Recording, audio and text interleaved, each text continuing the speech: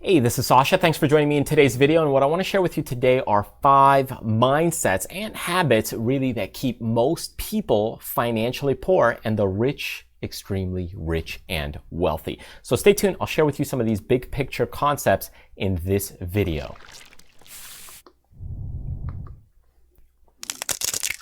All right, so if you are trying to get out of debt, if you're trying to save a little more money on the side, if you're trying to improve your job, personal financial situations, and grow out of where you're at, then it's a time for a mindset change. It's time to relook at things and make sure that you really understand the big picture behind money. So before we get started, I do want to remind you that we do have a lot of freebies on our website, MyLittleNestEgg.com. So check out the freebies section. There's a lot of PDFs, guides, and little free mini videos that you could go ahead and download and watch to improve your personal finance, get out of debt, make money on the side, and grow your personal wealth. Now, to kick things off, I think it's important to think about what are the things that you do to reduce your assets and wealth.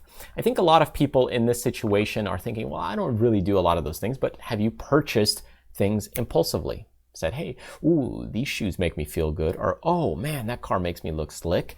So this is what people do, is they go ahead and spend money kind of unconsciously. We go ahead and just buy things, and those things typically reduce our wealth, and the assets also become reduced. So it's kind of like buying a camera because, hey, I want to go ahead and do some blogging. I want to start a business or a vlog, and I want to make a little more money on the side. And then you go into it and you jump into that thing and you go ahead, it's not really working out so well. So you bought this $500 camera and now you have to go ahead and sell it. Well, all of a sudden you just use some money, and now to resell that camera, you're only going to get maybe $420 because now it's used.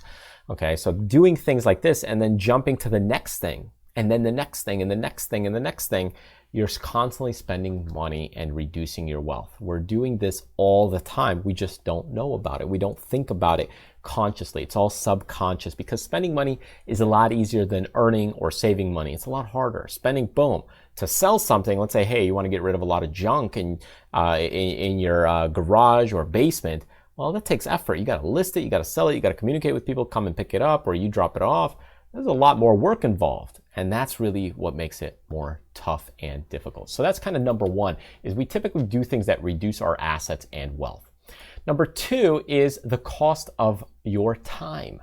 Most people don't think about this thing. So even if you have a boatload of money, let's say you've got $1 million in your bank account. Now you've got a warehouse full of boats, jet skis, motorcycle equipments, go-karts, whatever the case is. There's a lot of time involved to maintaining these things. There's a lot of burden on your time. And even if you go ahead and hire now somebody else to maintain all those things, you still don't get to fully enjoy everything completely. That's really the problem, is that you might have a lot of money. You might have all these things and items that you could go ahead and enjoy, but now you get to enjoy each one of those things a lot less because there's the demand of your time. And that's really what people don't really think about, is the cost of your time involved in these things. So I want you to take a look at everything that you're kind of doing time-wise and all the things that you have. Do you really enjoy every single thing that you have? And you probably don't. And myself included, all the things I have, I don't really get to enjoy it fully to the max or as much as I possibly could. But that's the thing, is every item takes a burden and cut out of your time. Okay, next thing I want to share with you is number 3. This is opportunity cost. One of the things that Warren Buffett is famous for in saying this is the opportunity cost. Look, you could go ahead and buy a $100,000 car. You could go ahead and buy a house. You could go ahead and do a lot of things with $100,000.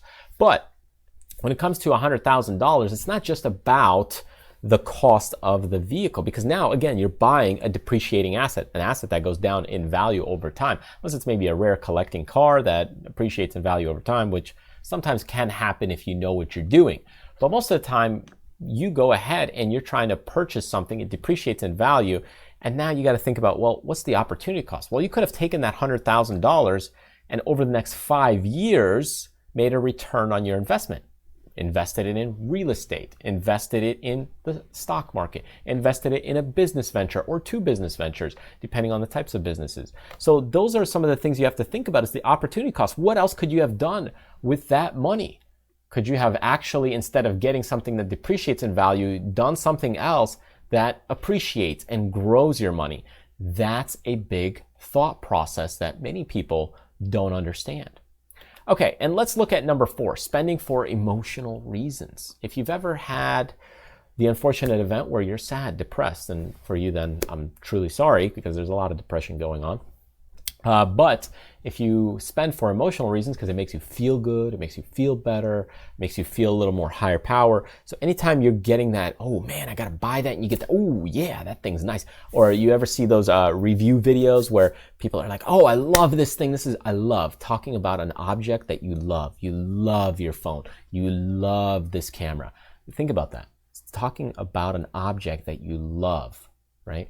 Now, I know that sometimes it's a figure of speech, but remember that some people actually really do mean it. They really do love their phone. They sleep right next to their phone. They, can't let go of it. They can't let go of their camera. They're all the time there with it. And that's a little bit more difficult. So when you're looking at this, you have to look at, are you spending and buying for emotional reasons? Some people do this when it comes to eating habits, eating for emotional reasons.